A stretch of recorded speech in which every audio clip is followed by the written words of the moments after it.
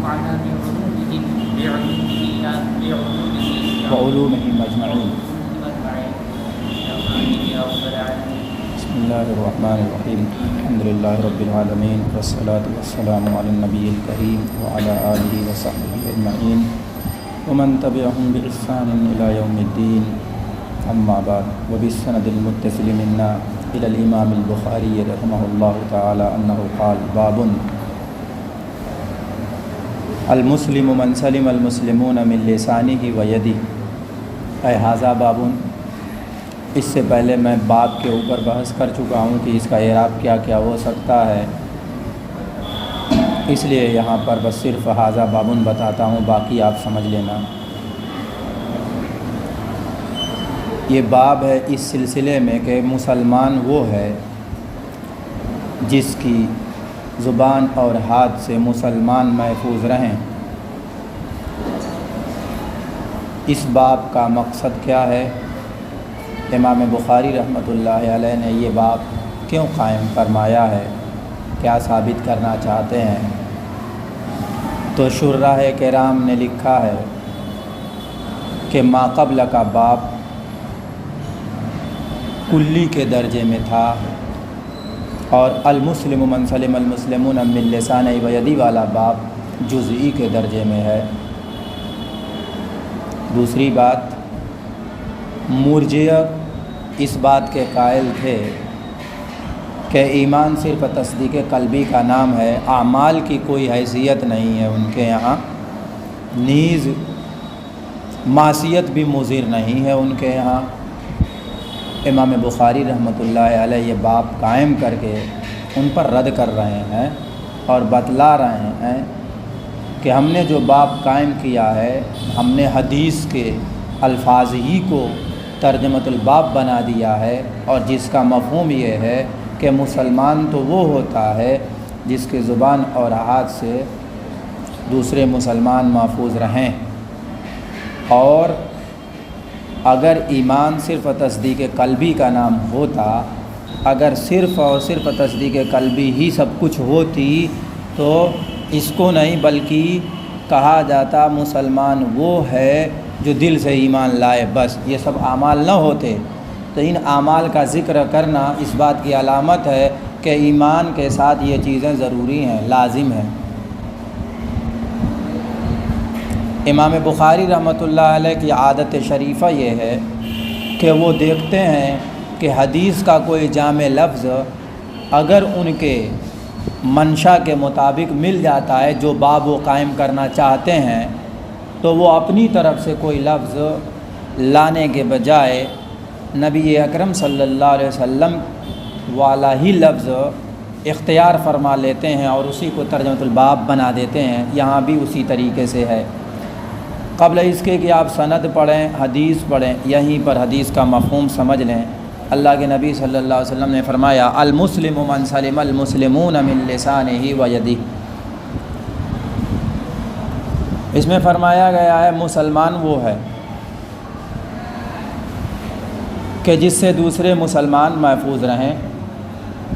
المسلمون میں جو الف لام ہے یہ جمع پر داخل ہے، مسلم واحد ہے، المسلمون جمع ہے، اور جمع پر جو الف لام داخل ہوتا ہے آپ جانتے ہیں کہ استغراق کا فائدہ دیتا ہے، احاطے اور احصاء کا فائدہ دیتا ہے۔ قرآن نے کہا والعصر، زمانے کی قسم، پھر کہا ان الانسان لفی خسر، تمام انسان، تو تمامیت کا ترجمہ ہوتا ہے کہ تمام کے تمام مسلمان اس سے محفوظ رہیں۔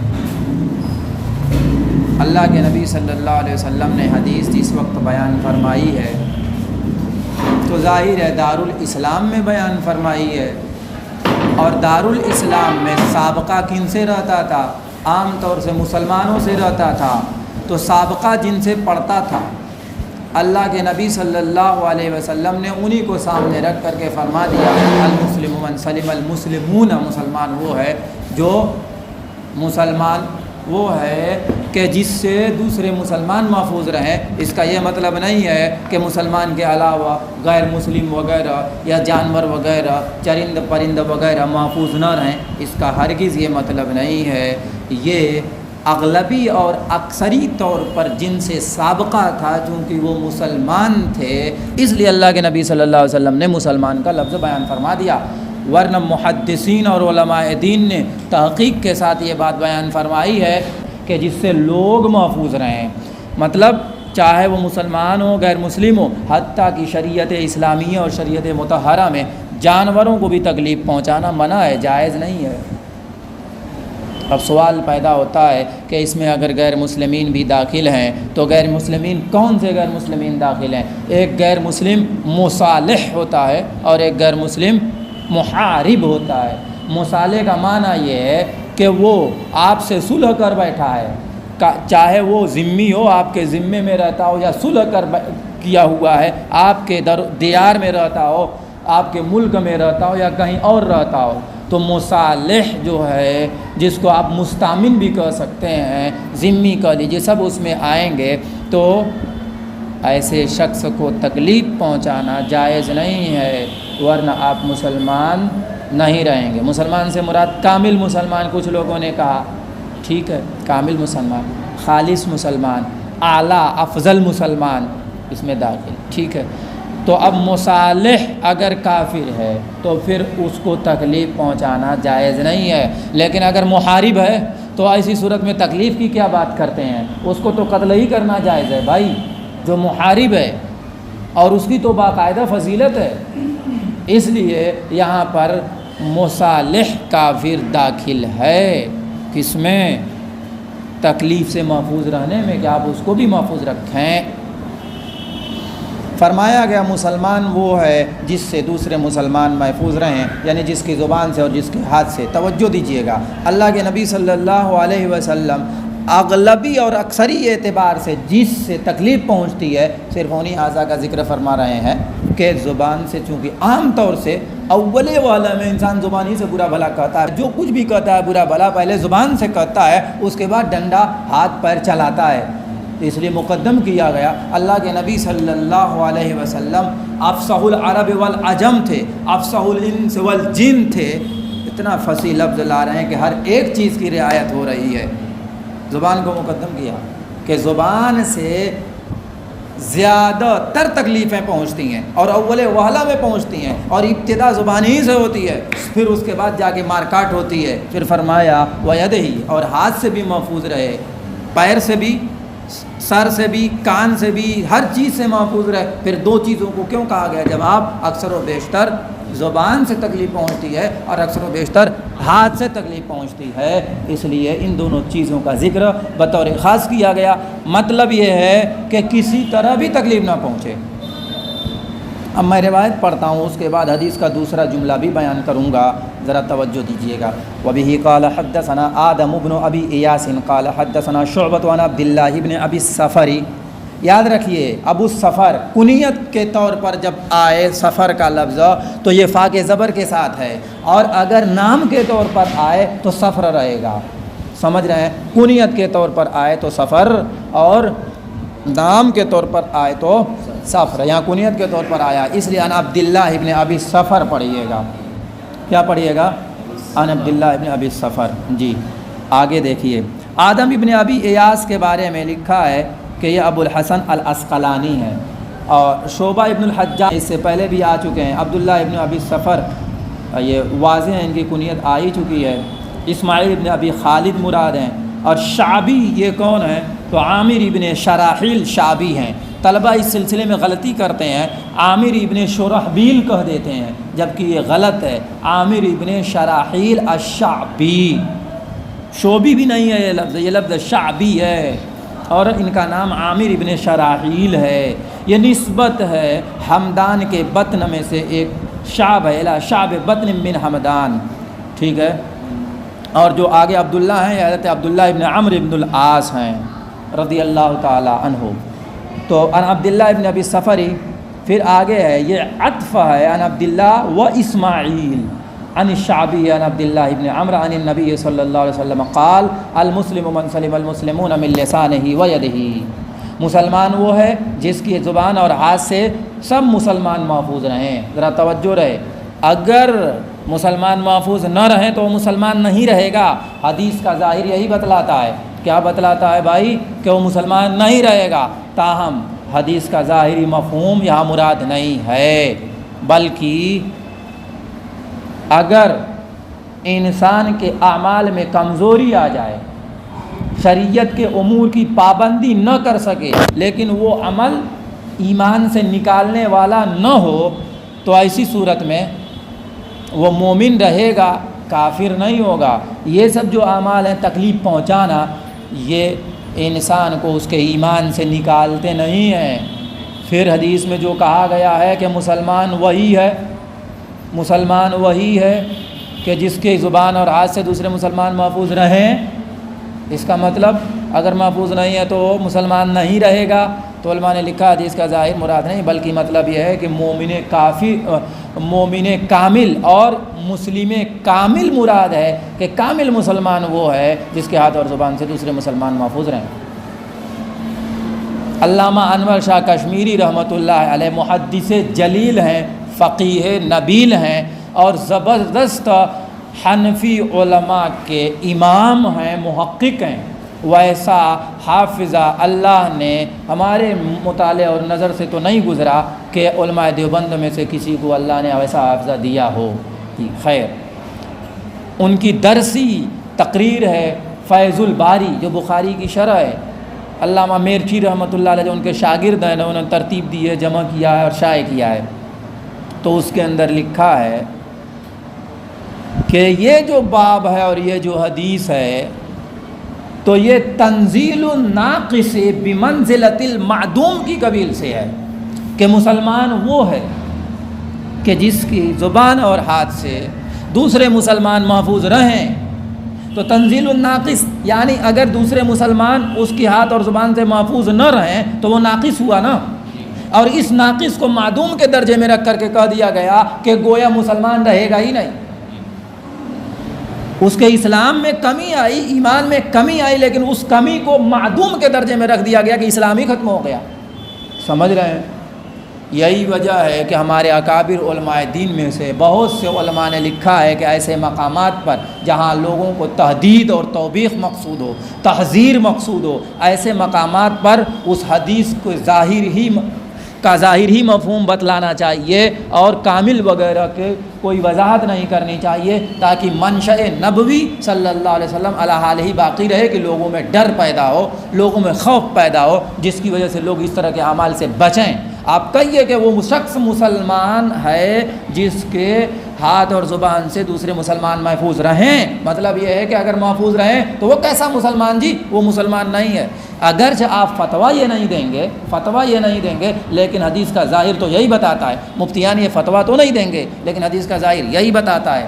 اگر آپ کامل یا افضلیت وغیرہ کی شرط لگا کر عوام میں بیان کریں گے تو عوام کہے گی چلو جی یہ تو کون کامل، امام اعظم ابو حنیفہ یا شیخ عبد القادر جیلانی یا ہم فلاں تھوڑا بننا چاہتے ہیں، کامل کی بات کر رہے ہو، چلو رہے گا نا ایمان۔ تو اس طریقے سے ان کے اندر تہاون، تکاسل، سستی پیدا ہوگی اور وہ افضلیت کو چھوڑ کر کے اصل چیز واجب اور فرد کو بھی چھوڑ دیں گے۔ اس لیے کہ بعض موقوف روایات اور بعض اثر اور بعض تابعین کے اقوال سے یہ اندازہ ہوتا ہے کہ اگر کوئی شخص مستحبات کا لحاظ نہیں کرتا تو اس کو عقاب میں سنن سے محرومی ملتی ہے، سنن کا لحاظ نہیں کرتا عقاب میں واجب سے محرومی ملتی ہے، اور واجب کا لحاظ نہیں کرتا تو فرائض سے محرومی نصیب ہوتی ہے، اور پھر دھیرے دھیرے ایمان سے بھی ہاتھ دھونے کا خطرہ لگا رہتا ہے۔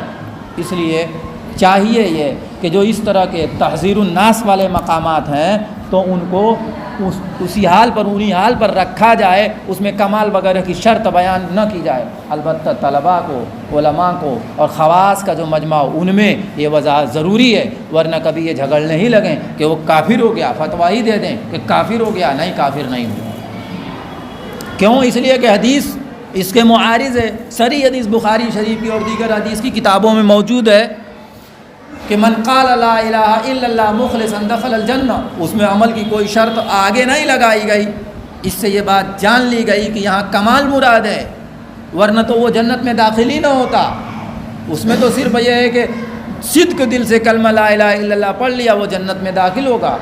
تو اعمال وغیرہ اس میں نہیں ہیں، اور زبان سے تکلیف سے بچا دینا اور ہاتھ سے تکلیف سے بچا دینا، یہ سب کیا اعمال کی قبیل سے ہیں اور اس میں عمل کی شرط نہیں ہے، تو اس لیے وہ مومن پھر بھی ہے، تو پتہ یہ چلا یہاں کمال ہے، یہ تو ذہن میں رہے۔ فرمایا گیا المسلم من سلم المسلمون، مسلمان وہی ہے جس سے دوسرے مسلمان محفوظ رہیں۔ آپ کہیں گے یہ وہی ہے، ترجمہ کیوں آیا؟ مبتدا کی اصل اور شان یہ ہے کہ وہ معرفہ ہو، اور خبر کی اصل اور شان یہ ہے کہ نکرہ ہو، لیکن اگر اس کے خلاف ہو جائے، دونوں ہی کیا ہو جائیں، معرفہ ہو جائے، تو آخر کوئی نہ کوئی بات ہے، حسر پیدا ہو جائے گی۔ یہاں بھی حسر پیدا ہے، اس لیے کہ یہ مسلمان وہی ہے جس سے تمام مسلمان، بلکہ یوں ترجمہ کر دیں کہ مراد پوری انسانیت، ٹھیک ہے نا، محفوظ رہے، حتیٰ کہ جانور وغیرہ، حیوان وغیرہ بھی محفوظ رہیں۔ اب بعض کتابوں میں لکھا ہے اقتل الموذی قبل الایذاء، موذی کو دو، تکلیف دینے والے کو قتل کر دو ایذا پہنچانے سے پہلے، اور حدیث مسلسل جب آپ پڑھیں گے اس میں بھی یہ آئے گا، اس طریقے کی حاشیے میں باتیں آتی ہیں۔ تو اس کا کیا مطلب ہے؟ مطلب یہ ہے کہ ہماری شریعت میں اس کی اجازت ہے کہ کوئی جان لیوا ہو یا تم کو ڈسنے والا ہو تو اس کو مار سکتے ہیں، تو وہ تکلیف پہنچانا نہیں ہے، لیکن اس کی نسل کو نہیں نہ ختم کر سکتے، اس لیے کہ اللہ نے ہر ایک کو کسی نہ کسی مقصد اور فائدے کے تحت پیدا کیا ہے، بعض کا علم ہوتا ہے، بعض کا علم نہیں ہوتا۔ فرمایا گیا والمہاجر من حجر ما نہی اللہ عنہ، اور مہاجر وہ ہے جو رک جائے ان چیزوں سے جس سے اللہ نے روکا ہے۔ توجہ دیجئے گا، اس میں فرمایا گیا ہے مہاجر وہ ہے جو منہیات سے رک جائے، اب منہیات سے نہیں رکتا تو مہاجر نہیں رہے گا۔ یہاں بھی علماء نے کہا مراد مہاجر ایک کامل ہے۔ نبی اکرم صلی اللہ علیہ وسلم کا یہ فرمان اور یہ حدیث اس وقت کی بھی ہو سکتی ہے جب ہجرت فرض تھی، اور بتلانا یہ تھا کہ اے وہ لوگوں جنہوں نے ہجرت کو فریضہ جان کر ہجرت کیا، ترک وطن کیا، آباء و اجداد کو چھوڑا، اپنا وطن چھوڑا اور چھوڑ کر کے اللہ کی رضا جوئی کے لیے وہ دوسری جگہ چلے گئے، ان کے ذہن میں یہ بات نہ آئے کہ تم نے سب سے اعلیٰ چیز حاصل کر لی اور اب کسی چیز کے حاصل کرنے کی اور اختیار کرنے کی کوئی ضرورت نہیں ہے۔ اس لیے اللہ کے نبی نے صلی اللہ علیہ وسلم نے فرمایا ہجرت بہت بڑا عمل ہے، لیکن سن لو اصل ہجرت تو وہ ہے کہ اللہ کی منہیات سے بچ جاؤ، اس لیے ترک وطن کر کے اب منہیات کا ارتکاب کرنے لگو، ایسا نہیں ہونا چاہیے۔ تو یہ اس وقت کی حدیث ہو سکتی ہے جب ہجرت فرض تھی، اور یہ بھی ہو سکتا ہے کہ لا ہجرت بعد الفتح، فتح مکہ کے بعد اب ہجرت کا تصور نہیں ہے، اس کے بعد کی ہو سکتی ہے۔ پھر ایسی صورت میں اللہ کے نبی صلی اللہ علیہ وسلم نے فرمایا المہاجر من حجر ما نہی اللہ عنہ، مہاجر وہ ہے کہ جو رک جائے، جو چھوڑ دے ان چیزوں کو جس سے اللہ نے منع کیا ہے۔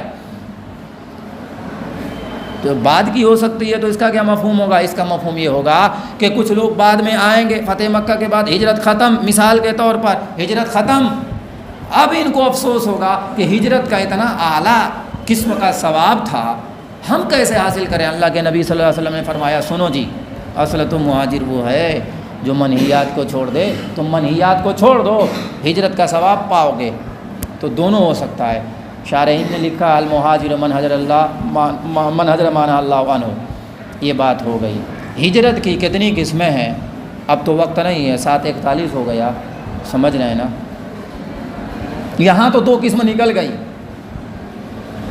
دارالحرب سے دارالاسلام کی جانب جانا، جی جہاں پہ لوگوں نے پریشان کر رکھا ہو، اسلامیات اور ایمانیات میں عمل کرنے کے تعلق سے بہت پریشان کرتے ہوں، جان مال کا خطرہ ہو وغیرہ ذالک۔ اور ایک ہجرت کیا ہے بھائی؟ معاصی سے ہجرت، جی تو کون سی ہجرت رہ گئی ہے اور کون سی ہجرت ختم ہو گئی ہے؟ اس سلسلے میں اگر کل مجھے موقع ملا تو انشاءاللہ ہجرت کی قسموں پر روشنی ڈالوں گا، اور پھر کیا واقعی فتح مکہ کے بعد ہجرت ختم ہو گئی، اس کا کیا مفہوم ہے یہ بھی بتاؤں گا۔ پھر آگے قال ابو عبداللہ، اور جو تعلیقاً امام بخاری نے یہ سب جو چیزیں ذکر کی ہیں اس کا فائدہ بھی بتاؤں گا۔